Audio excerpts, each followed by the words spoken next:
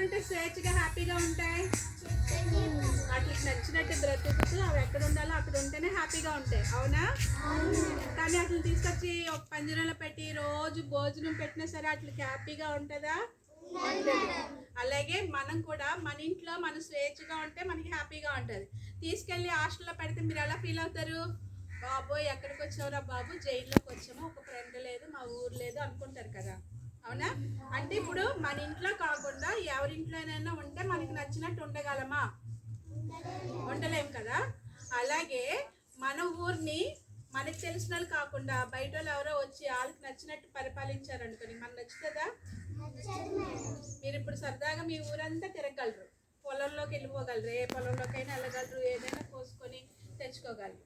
అలా కాకుండా ఈ ఊరంతా ఒకరు కొనేసుకొని ఇది నా ఊరు, నేను చెప్పినట్టే మీరు చేయాలి, దాన్ని దాటి మీరు ఏం చేయకూడదు అని అన్నప్పుడు మీకు ఎలా ఉంటుంది? అడుగు తీసి అడుగు వేయాలంటే భయం వేస్తుంది కదా.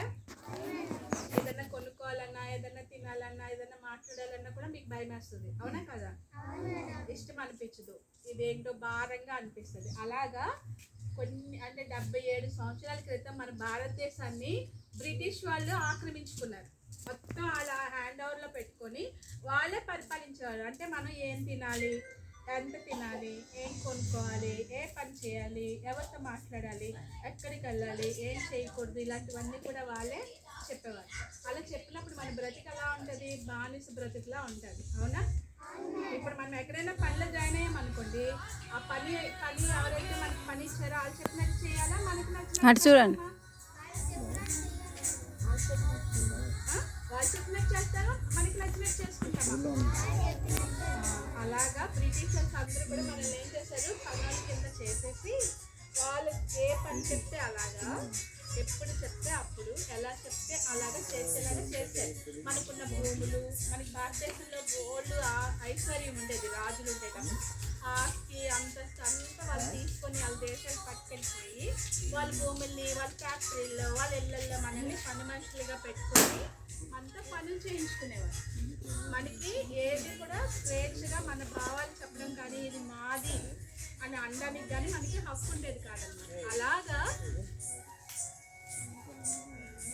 300 సంవత్సరాలు పరిపాలించారు భారతదేశాన్ని బ్రిటిష్ వాళ్ళు. ఈ 300 సంవత్సరాల్లో కూడా మన భారతీయుల్ని మనకి చదువుకోవడానికి స్కూల్స్ పెట్టారు, హాస్పిటల్స్ పెట్టారు, అన్నీ ఇచ్చారు. కానీ ఈక్వల్గా వాళ్ళతో సమానంగా మనల్ని చూసేవారు కాదనమాట. మనం వాళ్ళ కింద పన్నులాగే ఉండేవాళ్ళు. వెనక్కి వెళ్తే సరిపోతుంది. అప్పుడు ఏం చేశారంటే మన భారతదేశంలో పెద్దవాళ్ళు ఉంటారు కదా, నెహ్రూ గారు, గాంధీ గారు, తర్వాత భగత్ సింగ్, లాలా లజపత్ రాయ్, వీళ్ళందరూ మీకు ఆ పేరు తెలియదు, రామ్మోహన్ రావు, తర్వాత జగజ్జీవన్ రావు, వీళ్ళందరూ అనమాట. వీళ్ళందరూ ఏం చేశారంటే మనం ఎంతకాలం వేరే దేశం కింద ఉంటాము, వాళ్ళ పరిపాలనలో ఉంటాము, మన దేశాన్ని మనమే పరిపాలించుకుందామని అప్పటి నుంచి వాళ్ళు ఏం చేశారంటే సత్యాగ్రహాలు చేయడం, నిరసనలు పాటించడం, ఉద్యమాలు చేయడం మొదలెట్టారనమాట. అలా చేస్తే కొన్ని సంవత్సరాలకి మనకేం చేశారు? స్వాతంత్ర్యాన్ని ఇచ్చారు. అది ఎప్పుడు ఇచ్చారు? 1947 ఆగస్టు 14వ తారీఖు అర్ధరాత్రి పంపించారు. 14 అంటే అప్పుడు మనకి పాకిస్తాన్ ట్రైబుల్ ఉంటారు కదా, ముస్లిమ్స్ ఉంటారు కదా, అదిని మన భారతదేశం రెండు కలిసి ఉండేవి. ఈ బ్రిటిషర్స్ విడిపోతూ పాకిస్తాన్ని, భారతదేశాన్ని విడగొట్టేసి పాకిస్తాన్కి ఏమో 14వ తారీఖున స్వాతంత్రం ప్రకటించి 14వ తారీఖు రాత్రి అర్ధరాత్రి 12 గంటలకి మనకి స్వాతంత్రం ప్రకటించారు. అర్ధరాత్రి 12 అయింది కాబట్టి రెండో రోజు వచ్చింది కాబట్టి మనం ఎప్పుడు చేసుకుంటున్నాం దాన్ని? ఆగస్టు 15వ తారీఖున స్వాతంత్ర దినోత్సవంలో మనం చేసుకుంటున్నాం.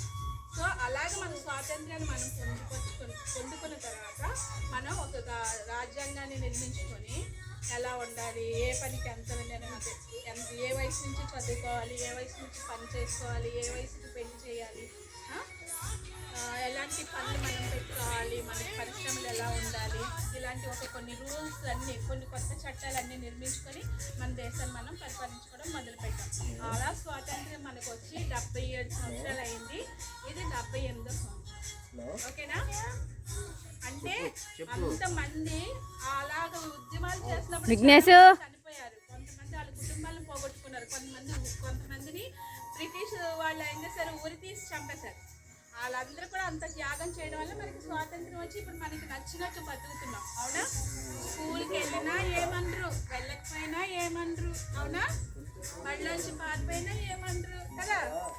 అందుకని మొబైల్ దగ్గర కూర్చున్నాం అనుకోండి, ఏమవుతుంది, అంతమంది కష్టపడి తెచ్చిన స్వాతంత్రం అంతా పోతుంది. కాబట్టి మీరు ఏం చేయాలి, వాళ్ళందరూ ఎంతో త్యాగం చేసి మనకి స్వాతంత్రం తీసుకొచ్చారు. కాబట్టి మీ బాధ్యత ఏంటి, చిన్నపిల్లలు కాబట్టి మీరు అమ్మ నాన్న మాట విని వాళ్ళు ఎలా చెప్తే అలా చేయాలి.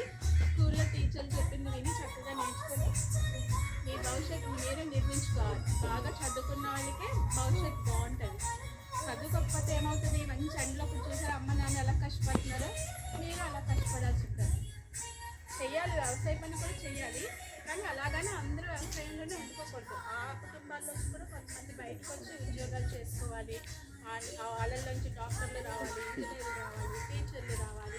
మీ సొసైటీని మీరు బాగా చేసుకోవాలంటే మీకు బాగా చదువుతారు. అర్థమవుతుందా? ఇది ఎన్నో స్వాతంత్రం? 78వ స్వాతంత్ర దినోత్సవ వేడుక. అవునా? మా చైర్మన్ గారిని పిలిచాను, రాలేదు కాబట్టి జెండా వందనం నేనే చేస్తాను. ఓకేనా?